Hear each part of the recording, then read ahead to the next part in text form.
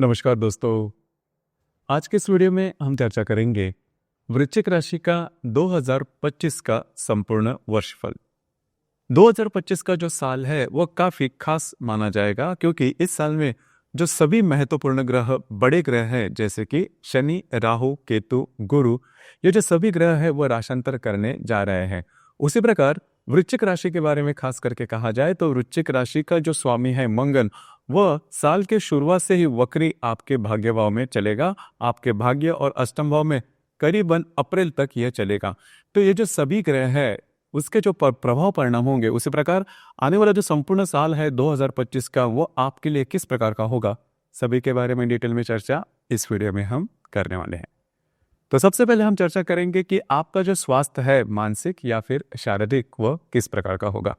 जैसे कि आपके राशि का जो स्वामी है मंगल, जो कि आपके भाग्य भाव में भ्रमण कर रहा है वर्ष के शुरुआत से ही, वो करीबन 22 जनवरी के बाद आपके अष्टम भाव में भ्रमण करेगा और वहीं से 22 जनवरी से लेकर करीबन 3 अप्रैल तक का जो समय है वो आपके अष्टम भाव में वक्री मार्गी चलेगा।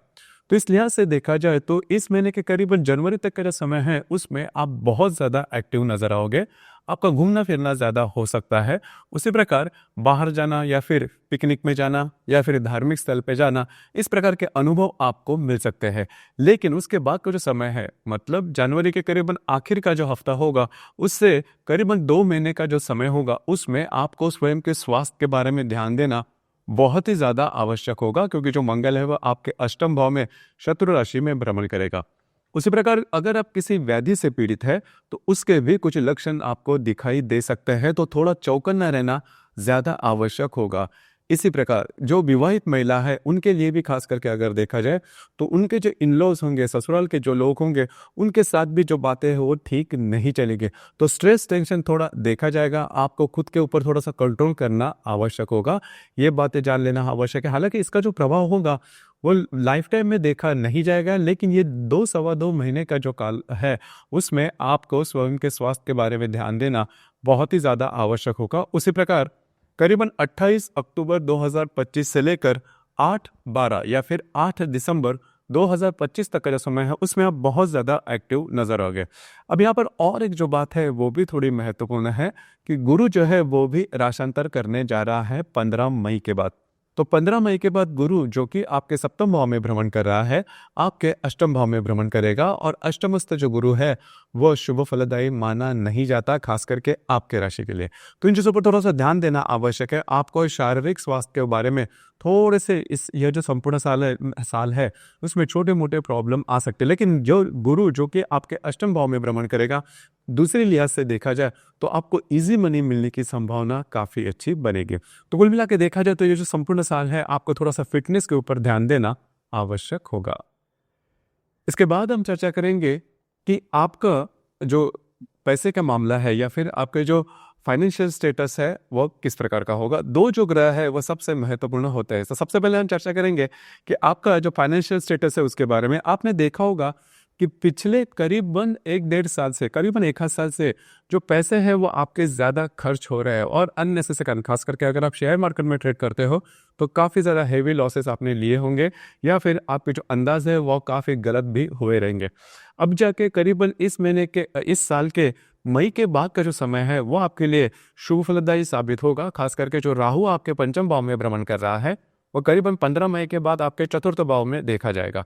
तो इसलिए से देखा जाए तो अगर आप कोई बड़ी इन्वेस्टमेंट करना चाहते हो या फिर इससे रिलेटेड कुछ बड़ी बातें करना चाहते हो जो कि आपके शेयर मार्केट से रिलेटेड है, मई के बाद अगर आप उससे रिलेटेड कोई डिसीजन लेते हो तो वो काफ़ी बेटर रहेगा। बाकी अगर देखा जाए तो आर्थिक स्तर से रिलेटेड किसी भी प्रकार की बड़ी दिक्कतों का सामना करना नहीं पड़ेगा, जो कि काफ़ी अच्छी बात है। लेकिन यहाँ पर एक बात मैं कहना चाहूँगा कि अनवांटेड खर्चे हो सकते हैं क्योंकि जो गुरु आपके लिए सबसे महत्वपूर्ण है वो आपके अष्टम भाव में भ्रमण करेगा।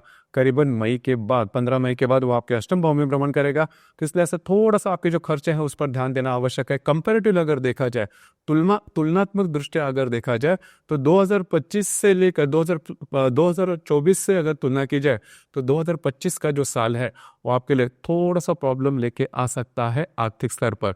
तो जो भी खर्चे होंगे उस पर थोड़ा सा आपको रोक लगाना आवश्यक होगा। इसके बाद हम चर्चा करेंगे कि आपका जो फैमिली हैप्पीनेस है, घर का सुख जिसे हम कहते हैं, वो किस प्रकार का होगा। जैसे कि आपके चतुर्थ भाव में भ्रमण कर रहा जो शनि है, वो आपके पंचम भाव में भ्रमण करेगा करीबन 30 मार्च के बाद, और उसी प्रकार करीबन 19 मई के बाद जो राहु है वो आपके चतुर्थ भाव में भ्रमण करेगा। तो यहाँ पर अगर देखा जाए तो आपने देखा होगा कि पिछले करीबन 2 सवा 2 साल से घर का जो वातावरण है वो ठीक नहीं चल रहा है। घर के जो बड़े बुजुर्ग हैं उनके स्वास्थ्य से जो प्रॉब्लम है वो काफ़ी ज़्यादा आ रही है, और अगर कोई भी काम अगर करना आप चाहते हो तो जो बातें हैं वो ठीक से नहीं, और खास करके घर के फ्रंट पर। तो अब ये जो बात है वो काफ़ी मायने में नॉर्मल होती हुई नजर आएगी। घर का जो स्ट्रेस है वो काफ़ी महीनों में कम होता हुआ नजर आएगा। सिर्फ यहाँ पर 2-3 बातें हैं जिस पर थोड़ा सा ध्यान देना आवश्यक है। करीबन 30 मार्च से लेकर 19 मई तक का जो समय है उसमें जो दोनों ग्रह है वो आपके चतुर्थ भाव में रह गए, तो थोड़ा सा ध्यान रखिए आपका वास्तु से रिलेटेड किसी भी प्रकार के महत्वपूर्ण काम नहीं करना। इसके बाद हम चर्चा करेंगे कि आपकी जो लव लाइफ है वह किस प्रकार की होगी। लव लाइफ के बारे में अगर कहा जाए तो लव लाइफ आपकी जो है पिछले 1 आध साल से ठीक नहीं चल रही थी, खास करके मिसअंडरस्टैंडिंग ज़्यादा हो रही थी। अब ये जो दबाते हैं वो काफ़ी मायनों में कम होती हुई नजर आएंगे। मई के बाद का जो समय है वो आपके लिए काफ़ी अच्छा देखा जाएगा। उसी प्रकार करीबन मई, अप्रैल और मई ये जो 2 महीने हैं उसमें आपको थोड़ा सा चौकन्ना रहना होगा, खास करके मिसअंडरस्टैंडिंग होना, बातें जो है वो ब्रेकअप तक पहुंचना, इस प्रकार के अनुभव आपको मिल सकते हैं। उसी प्रकार जो गर्भवती महिला है, मतलब वृश्चिक राशि की जो गर्भवती महिला है, उन्होंने तो करीबन जनवरी से लेकर जून तक का जो समय है उसमें आपको स्वयं के स्वास्थ्य के बारे में ध्यान देना बहुत ही ज़्यादा आवश्यक होगा, क्योंकि जो मंगल आपके अष्टम भाव में भ्रमण करेगा वो, और करीबन अप्रैल और मई को जो शनि और राहु आपके जो पंचम भाव में भ्रमण करेंगे वो आपको स्वास्थ्य से रिलेटेड जो प्रॉब्लम है वो ज़्यादा दे सकता है। खास करके अप्रैल और मई का जो महीना है उसमें आपको यह भी अनुभव आ सकते हैं कि स्वास्थ्य रिलेटेड जो प्रॉब्लम है वो ऊपरी तौर पर बहुत छोटे होंगे, लेकिन जब आप उसका आगे बढ़ोगे उसके ऊपर अगर आप ध्यान नहीं देते, जो बातें हैं वो बहुत ही ज़्यादा कॉम्प्लिकेटेड आपके लिए हो सकती है। तो मई और जून का महीना है वो खास करके जो गर्भवती महिला है उन्होंने खुद के स्वास्थ्य के बारे में ध्यान देना बहुत ही ज़्यादा आवश्यक होगा। जो विद्यार्थी वर्ग है उनके लिए भी ये जो बात है वो थोड़ी सी महत्वपूर्ण है, आपको थोड़ा ज़्यादा एफर्ट देना आवश्यक होगा। इसके बाद हम चर्चा करेंगे कि आपका जो वैवाहिक जीवन है वो किस प्रकार का होगा। खास करके आपके सप्तम भाव में भ्रमण करने वाला जो गुरु है वो करीबन 15 मई के बाद आपके अष्टम भाव में भ्रमण करेगा, और इस प्रकार आपके राशि का सबसे महत्वपूर्ण जो ग्रह है, जबकि मंगल भी है, आपके अष्टम भाव में भी भ्रमण करेगा, वक्री रहेगा। तो खास करके 15 मई तक का जो समय है उसमें आपके जो वैवाहिक जोड़ीदार है उनके साथ जो आपकी जो हारमोनी है वो काफ़ी अच्छी देखी जाएगी। उसी प्रकार 14 सितंबर से लेकर करीबन 28 अक्टूबर का जो समय है उसमें आपके जो वैवाहिक जोड़ीदार है उनके स्वास्थ्य के बारे में थोड़ा ध्यान देना होगा, या फिर आप में और उनमें छोटी मोटी बातों के लेकर टकराव हो सकती है। लेकिन मोटे तौर पर अगर देखा जाए तो आपका जो वैवाहिक जीवन है वो इस साल अच्छा देखा जाएगा, कोई बड़ी दिक्कतों का सामना करना नहीं पड़ेगा। इसके बाद हम चर्चा करेंगे कि आपका जो करियर है, करियर से रिलेटेड जो बातें हैं वो किस प्रकार की होगी। तो खास करके करीबन 7 जून से लेकर 29 जुलाई तक का जो समय है उसमें आपको थोड़ा सा ध्यान देना होगा। मतलब जहाँ पर आप काम करते हो, नौकरी करते हो या फिर व्यवसाय करते हो, वहाँ पर के जो लोग होंगे उनके साथ छोटी मोटी बातों को लेकर तकरार हो सकती है। अब ये जो तकरार है वो काफ़ी बढ़ सकती है, आपको ऐसा लग सकता है कि आपके से ज़्यादा काम लिया जा रहा है, या फिर जो खास करके नौकरी करते हैं वो आपके जो सहकर्मी होंगे या फिर आपके जो वरिष्ठ होंगे उनके साथ छोटी मोटी बातों के लिए जो तकरार है वो हो सकती है, वो काफ़ी ज़्यादा बढ़ सकती है। किसी भी मतलब कंडीशन में आपकी जो नौकरी है, कार्य क्षेत्र है, वो छोड़ना नहीं, उसमें बदलाव बिल्कुल भी नहीं करना, क्योंकि खास करके जो गुरु है वो आपके लिए अनुकूल नहीं है, वो आपके अष्टम भाव में है। तो अगर आप कोई निर्णय लेते हो तो उसका बहुत बड़ा खामियाजा आपको भुगतना पड़ सकता है।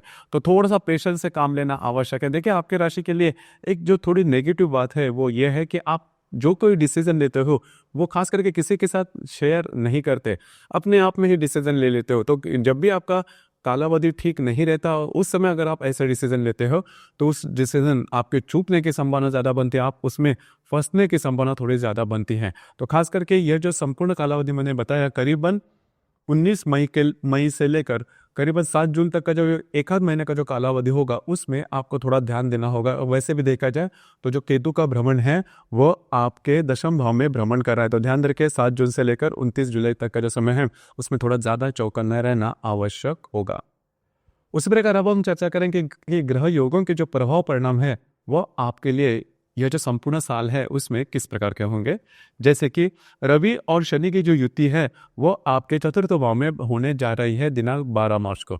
तो करीबन 12 मार्च के इर्द गिर्द जो समय है उसमें आपके घर के जो बड़े बुजुर्ग रहेंगे उनके स्वास्थ्य के बारे में थोड़ा ध्यान देना होगा। उसी प्रकार कार्य क्षेत्र से रिलेटेड किसी भी प्रकार के महत्वपूर्ण निर्णय बिल्कुल भी नहीं लेना। इसी प्रकार रवि और राहु की जो युति है उसका जो प्रभाव है वह आपके पंचम भाव में देखा जाएगा 15 मार्च से लेकर करीबन 25 मार्च तक।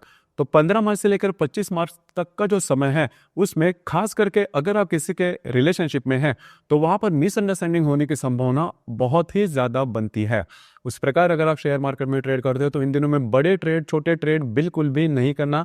आपके जो अंदाज है वो पूरी तरह से चूक सकते हैं, ध्यान रखिए। उसी प्रकार जो गर्भवती महिला है उन्होंने भी खुद के स्वास्थ्य के बारे में ध्यान देना इन दिनों में आवश्यक होगा, क्योंकि जो ग्रहण का जो प्रभाव है वो खास करके इन दिनों में देखा जाएगा। इसी प्रकार शनि और राहु की युति भी 14 अप्रैल को आपके पंचम भाव में ही होने जा रही है। तो फिर से मैं वही बात कहूंगा कि क्योंकि आपके जो पंचम भाव में उसमें शनि और राहु की जो भ्रमण होगा वो आपके लिए थोड़ा सा प्रॉब्लम लेके आ सकता है। तो शनि और राहु की जो युति है वो भी जो गर्भवती महिला है उनके लिए थोड़ी प्रॉब्लमेटिक हो सकती है। स्वास्थ्य के बारे में ध्यान देना आवश्यक होगा, किसी भी प्रकार के महत्वपूर्ण निर्णय नहीं लेना। इसी प्रकार रवि और गुरु की जो युति है वो आपके अष्टम भाव में होने जा रही है। हालांकि ये जो योग है रवि गुरु की युति वो शुभ फलदायी होती है, लेकिन आपके अष्टम भाव में होने के कारण इसके बहुत बड़े अच्छे परिणाम आपको मिलना थोड़ा सा कठिन हो सकता है। लेकिन इजी मनी मिलना इस प्रकार के मतलब इजी मनी आपको मिल सकते हैं, वो भी ज़्यादा नहीं मिल सकते क्योंकि अष्टम भाव का जो गुरु है वो बहुत ज़्यादा ग्रोथ नहीं देता। तो इस लिहाज से देखा जाए तो कुछ अच्छा अपॉर्चुनिटी वगैरह आपको मिल सकते हैं, इजी मनी मिलने की संभावना थोड़ी ज़्यादा बनती है। इसी प्रकार मंगल और केतु की जो युति है वह आपके दशम भाव में होने जा रही है 22 जुलाई को। अब ये जो कालावधि है आपके लिए थोड़ा सा क्रिटिकल हो सकता है। कार्य क्षेत्र के बारे में आपकी जो हेल्थ है उससे रिलेटेड जो बातें हैं वो थोड़ी इन दिनों में कॉम्प्लिकेटेड हो सकती है। किसी भी परिस्थिति में किसी भी प्रकार के निर्णय करियर से रिलेटेड इन दिनों में बिल्कुल भी नहीं लेना। इसी प्रकार ग्रहण का जो इफेक्ट है वो करीबन इस साल का जो ग्रहण है उसका जो प्रभाव है वो करीबन देखा जाएगा 17 अगस्त से लेकर 17 सितंबर तक। अब ये जो इफेक्ट है वो आपके दशम और चतुर्थ भाव में देखा जाएगा, जो खास करके आपको जो कार्य क्षेत्र है उससे रिलेटेड जो बातें हैं वो ज़्यादा कॉम्प्लिकेटेड हो सकती है। ध्यान रखिए, खास करके आपका जो दशम भाव है या फिर आपका जो पंचम भाव है वो सबसे ज़्यादा प्रभावित होने वाला है इसमें इस संपूर्ण साल में। तो जो पंचम भाव में जैसे मैंने कहा कि अगर आप मतलब आपकी जो रिलेशनशिप है वो ज़्यादा इफेक्ट हो सकती है। उसी प्रकार जो गर्भवती महिला है उन्होंने खुद के स्वास्थ्य के बारे में थोड़ा ध्यान देना होगा। अगर आप शेयर मार्केट में ट्रेड करते हो तो भी थोड़ा ज़्यादा चौकन्ना रहना होगा। उसी प्रकार दशम जो भाव है आपकी जो पब्लिक इमेज है उस पर यह ज़्यादा असर करेगा। उसी प्रकार करियर से रिलेटेड आपके जो वरिष्ठ हैं उनके साथ या फिर अगर आप बिजनेस करते हो तो आपकी जो अंदाज है वो इन दिनों में चूकने की संभावना थोड़ी ज़्यादा बनती है। तो ये जो 3-4 क्षेत्र है उससे रिलेटेड आपको थोड़ा सा पेशेंस रखना होगा। और अगर कोई प्रॉब्लम आती है तो किसी से के साथ अपनी जो प्रॉब्लम साझा करना या फिर डिस्कस करना, शेयर करना, जिसकी वजह से आपको कुछ अच्छी डायरेक्शन मिल सकती है। तो इन चीज़ों पर थोड़ा सा ध्यान देना आवश्यक है। उसी प्रकार इस साल के ऐसे भी बर्थ डेट्स हैं जिनके लिए ये जो संपूर्ण साल है वो काफ़ी ज़्यादा शुभ फलदायी साबित होगा। जैसे कि जिनकी भी जन्म तारीख 15 जून से लेकर 15 जुलाई तक की है, 15 अक्टूबर से लेकर 15 नवंबर तक की है, 15 फरवरी से लेकर 15 मार्च तक जिनकी भी जन्म तारीख है, उन सभी के लिए जो संपूर्ण साल है वो काफ़ी ज़्यादा शुभ फलदायी साबित होगा। उसी प्रकार ऐसे भी जन्म तिथि है जिनके लिए जो संपूर्ण साल है वो अशुभ फलदायी साबित होगा। खास करके जिनकी भी जन्म तिथि 18 मार्च से लेकर 25 मार्च के बीच की है उनके लिए ये जो संपूर्ण साल है वो अशुभ फलदायी साबित होगा। खास करके उनके अगर वृश्चिक राशि है तो जो बातें हैं वो ज़्यादा कॉम्प्लिकेटेड हो सकती है। किसी भी प्रकार के महत्वपूर्ण निर्णय नहीं लेना, डॉक्यूमेंट से रिलेटेड या फिर कमिटमेंट प्रॉमिसेस या फिर किसी भी विवादों में भी नहीं जाना, आप बुरी तरह से फंस सकते हो। तो दोस्तों ये था वृश्चिक राशि का 2025 का संपूर्ण वर्षफल। धन्यवाद।